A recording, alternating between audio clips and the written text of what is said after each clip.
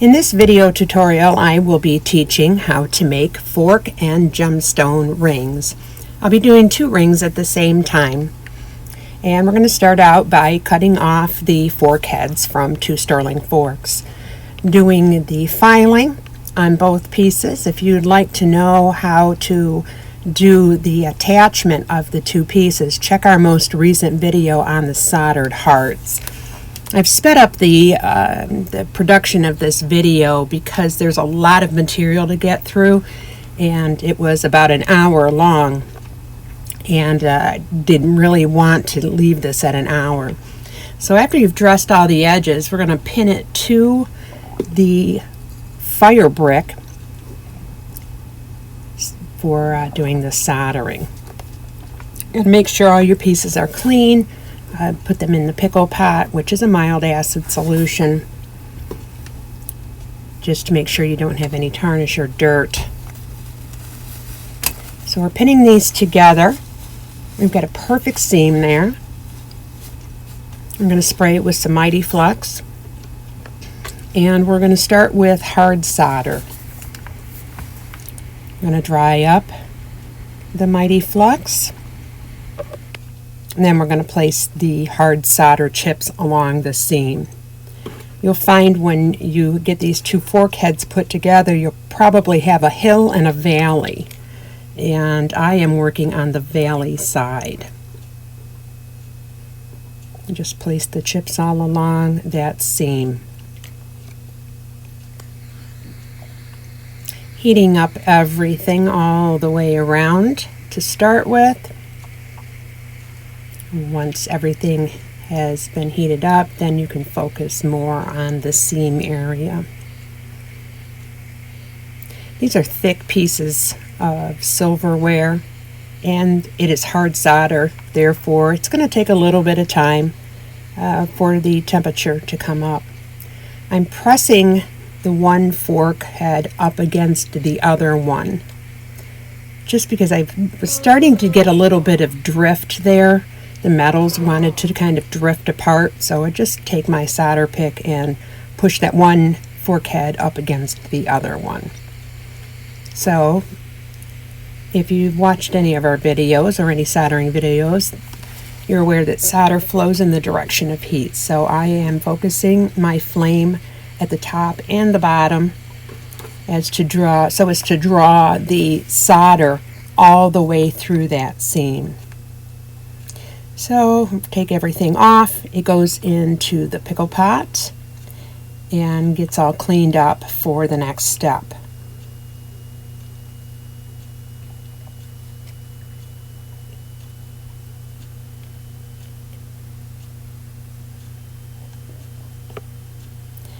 Let it cool off a little bit on a steel bench block before it goes into the pickle pot.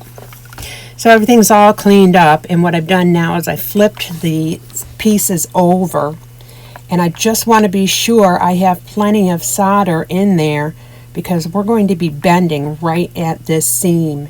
If you do not have enough solder, or the solder has not pulled all the way through the seam, you're going to find that it breaks and you're going to have to do it again. So this is hard solder again.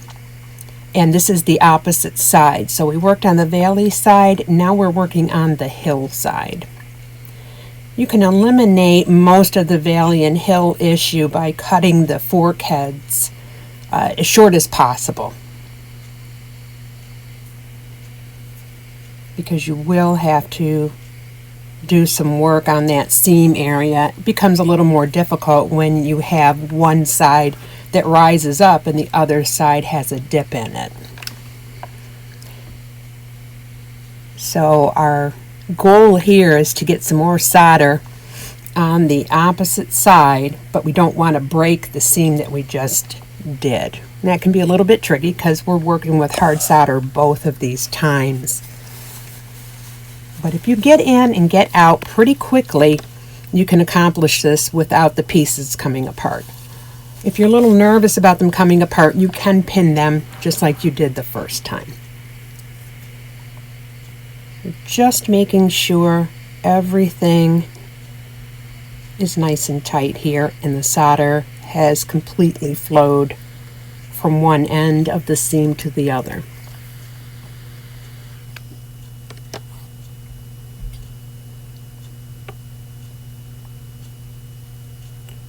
Let it cool briefly on a steel bench block.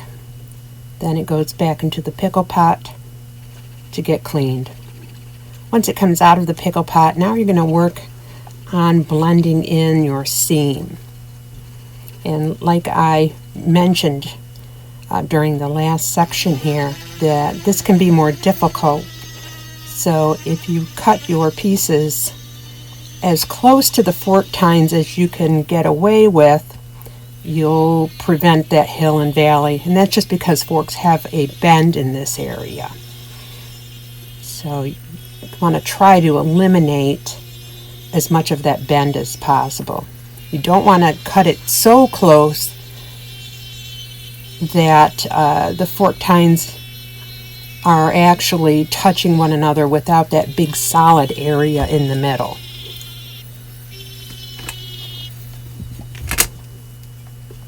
So I'm using different methods to blend that seam in, going back and forth between the file, between sandpaper, small strips of sandpaper, and the rubber bullet on a rotary tool.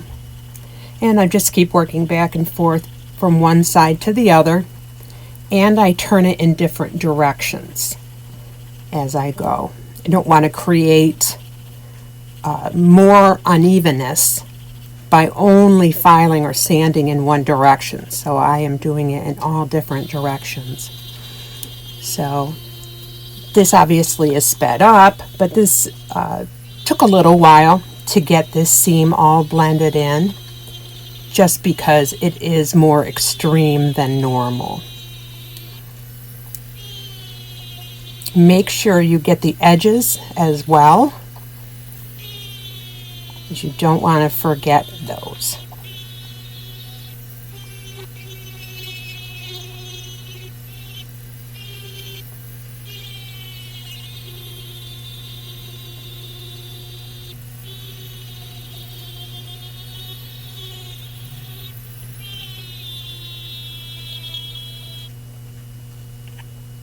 Okay, so we're going to cut this section into two pieces, and that's how we're getting two rings out of this. So now I am filing that cut edge there on a large bastard file, and I'll also be using sandpaper, different sandpaper grits to smooth that down. You want that whole edge to be nice and smooth. So you're going to keep working with your file and your sandpapers until you get that whole edge smooth and you get that cut section blended in with the tines themselves.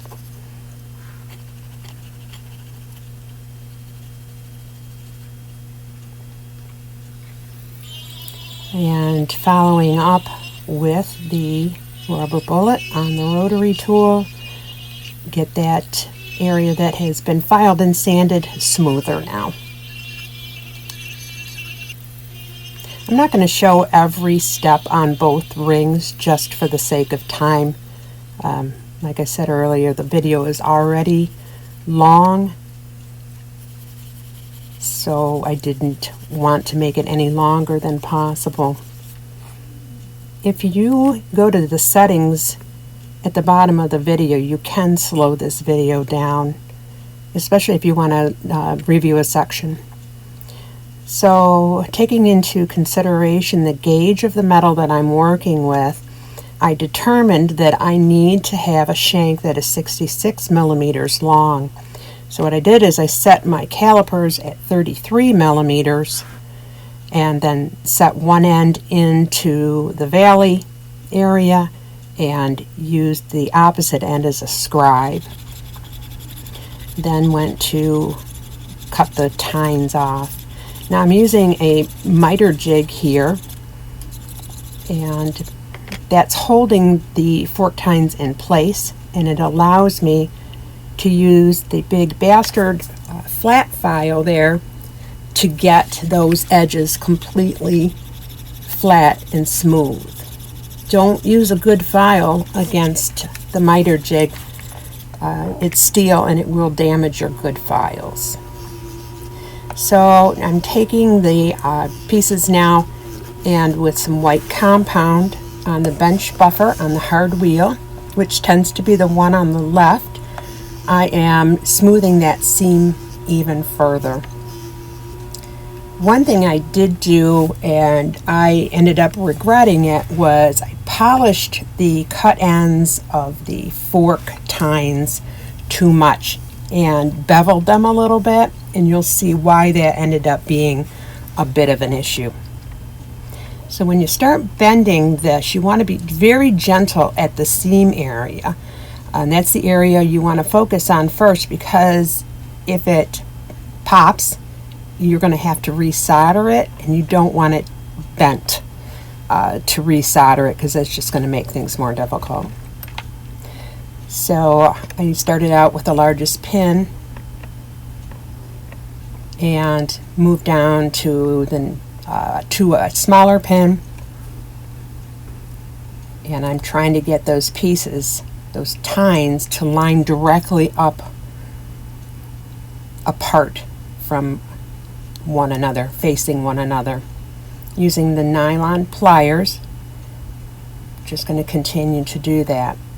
So where the bevel on the tips became an issue is I did get the metal to touch in both of those areas, but because there was a bevel on the edges, that made the soldering process more painstaking. You can see what looks like a gap, and there actually isn't a gap because the metal is touching, but that little bit of a bevel that was put on during that polishing process has left a little bit of like a trench in there. And what I had to do was to try and fill that trench in with solder. Now, solder does not fill gaps. So if there were no metal touching, the solder would just flow everywhere. So I do have metal touching, but I am going to have to spend more time filling in those little trenches with additional solder.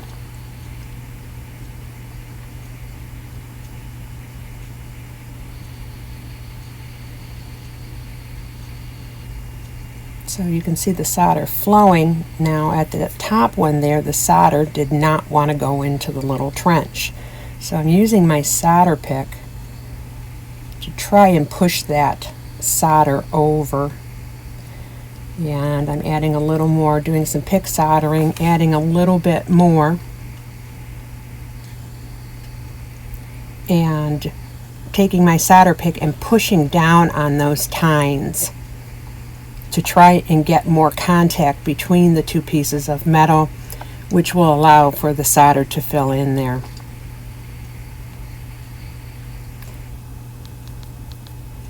So after I pickled everything, I still had some little trenches, and you can get rid of those with filing, but because they were deep enough, I would have had to do a lot of filing, and those areas would have ended up too thin. So they went to the pickle pot, got cleaned up. I put them back on the fire brick, and I basically am adding more solder in because I want to fill up those little trenches. I do have a good connection. You know, you see the solder wanting to go away from that area. I'm taking my copper tongs and I'm pinching the ring, pinching it hard, so the heat makes that metal a lot softer. While I'm heating it and pinching it, it's allowing those pieces to come in closer and tighter to one another.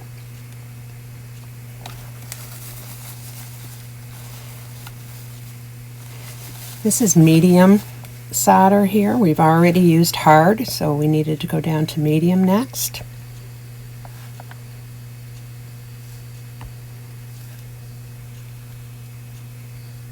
Doing a little more pick soldering there to add a little more solder. And got a nice fill in right there. So this is, I could have gone back and reshot this video, but I really wanted you to see what happens when you don't get flush parts. And sometimes you can get away with fixing it, but I wouldn't have had to do all of this extra work if my sides were completely flush. And like I said, the reason they weren't completely flush is because I had polished them on the tines and created that bevel.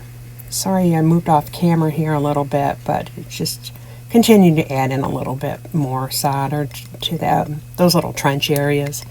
I went back in the pickle pot again. Everything's cleaned up. Now they're on the steel ring mandrel, and I'm doing rounding them out now. Sterling becomes very soft when it has been heated, so it's easy to round these out. Make sure you turn the rings end for end as you go. You want to do one side, flip it over, and do the same thing again, and just keep looking at it like down the barrel and making sure you have everything nice and round.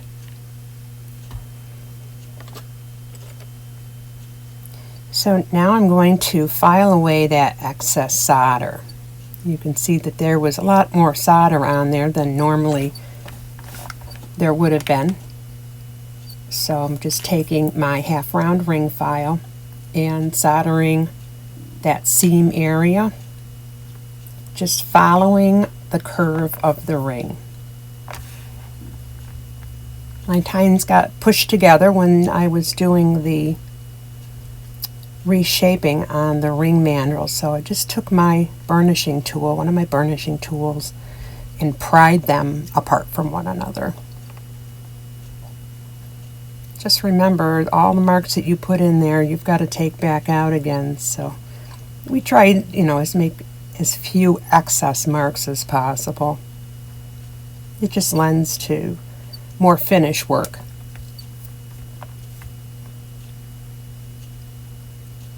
Don't forget to do the sides and the underside.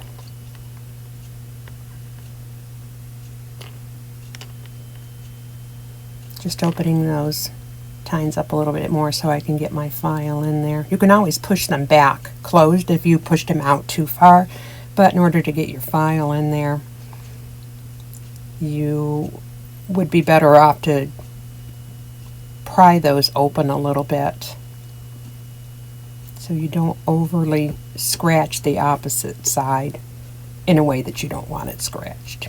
So turning it over, working on the seam from the opposite side with the rounded edge of the half round ring file.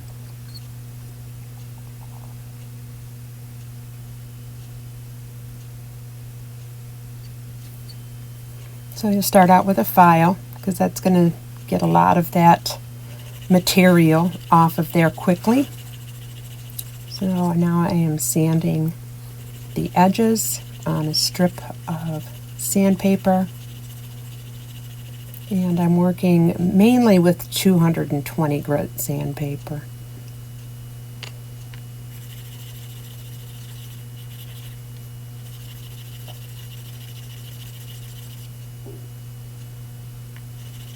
If you like the videos that we produce, click the subscribe button so you can be notified. We have a lot of new videos coming up, and if you don't want to miss them,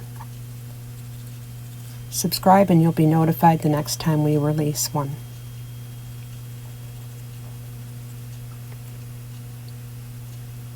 I'm just taking and rounding those edges,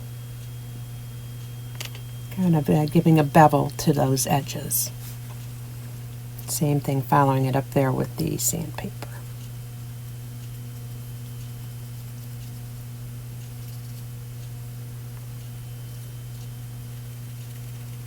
Make sure you get between the tines.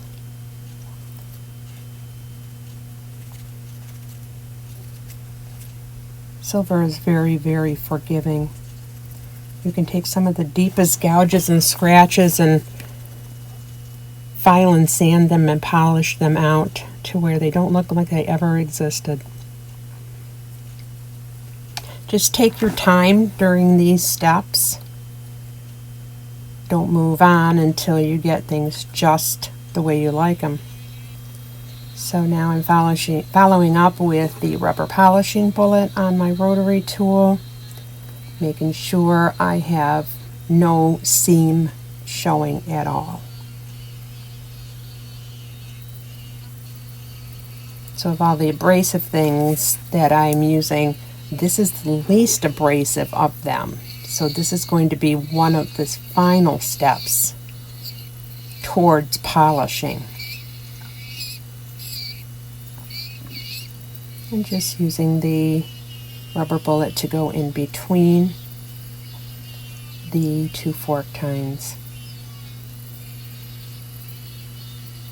Make sure you get that inside seam so you don't see that.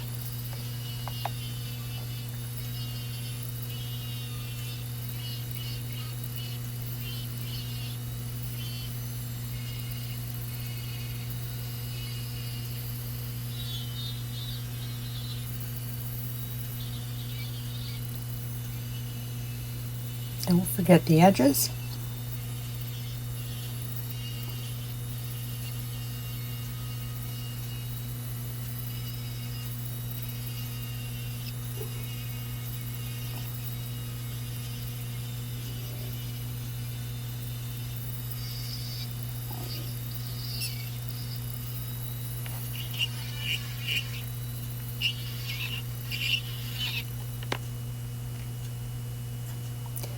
Now I am taking my brass brush and going over everything. This allows me to get it to a state where I can look and see what additional finishing needs to be done.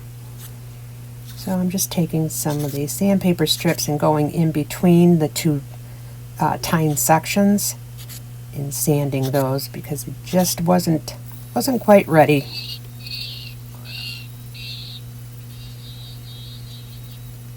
And just doing a little more touch-up. Now I'm deciding how I want to place my stone embellishment. So I'm using two stones here. One is a lab-created peacock opal, and the other one is an oval cut white topaz. So I'm using my ring file and creating a small flat area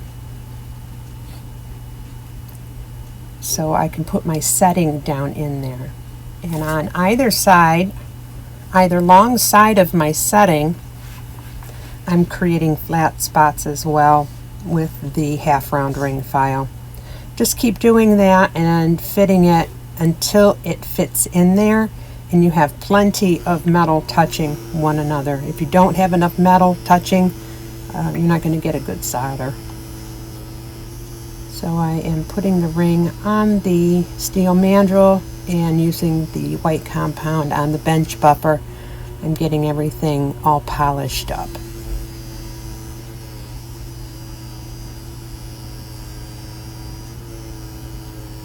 Incredible the amount of shine that you can get in sterling silver. The white compound is abrasive, so it does remove material, and it's great for getting out scratches.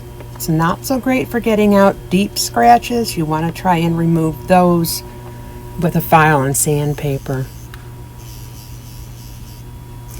So normally I do not recommend that you wear gloves when you're using a tool that is spinning, but it leaves my hands so embedded with dirt that I occasionally will wear rubber gloves when I'm having to do a lot of buffing like that. You can see how filthy my hands get.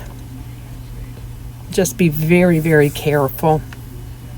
Make sure if you are going to wear rubber gloves that you wear ones that fit and aren't loose and floppy so they don't get grabbed by the wheel. So I am taking my gallery setting, which is a gallery cabochon setting that I purchased from Rio Grande, and rubbing it along the half round ring file to create a concave area in the bottom that matches the roundness of the ring. And I'm going to sweat solder that setting on. So I am working now with easy solder, and I put that on the back of the bezel and gave it just enough heat so the solder just begins to melt. And placing it on the ring in your desired area.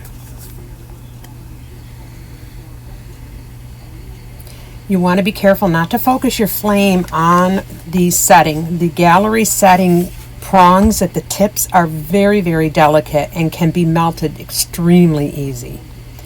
So you want to keep your flame underneath. You want to focus inside of the ring. And again, solder follows heat, so the heat will rise up into the metal, melt that solder, and the solder will pull down and attach that bezel cup to your ring. Use your solder pick just to make sure it's attached. You want to get your eyes down in there to look underneath and make sure your setting is attaching on both sides. If you put it in the pickle pot and you pull it out and you find out that it hasn't attached just right, just put some more Mighty Flux on it and heat it again.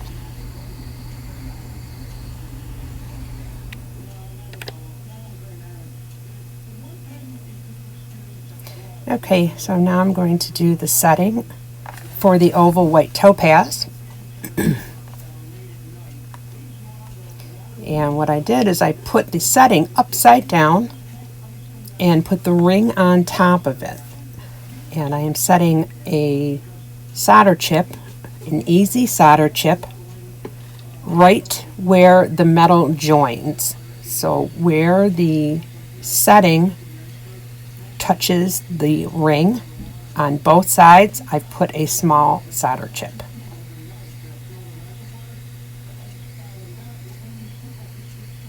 Just want to make sure, look from side to side to make sure everything is level.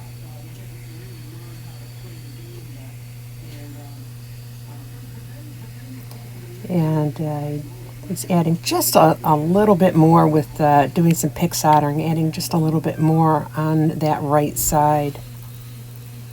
So back into the pickle pot. They're out now, and I really like a brushed finish on the inside of my rings. So I'm using the polishing buffs on my rotary tool to clean up the insides of the rings. Now I'm going to set these stones. This gallery setting, probably just a little bit too tall for this stone, but I rather liked the way the prongs wrapped around the top of the stone. So I'm using my prong pusher, going around the stone, first going north, south, east, west, and then around and filling in. Using the burnisher, now I am pressing the prongs down and rubbing the burnisher against them. That ensures that the prongs are down, and it puts a bit of a shine on there too. So the setting for this stone is a snap setting. And you lay the stone upside down on the table, press the ring against it, and it snaps into the setting. Sometimes you have to make some adjustments to the setting depending on the stone that you're putting in there. But you'll just make those adjustments and push the ring down on the stone.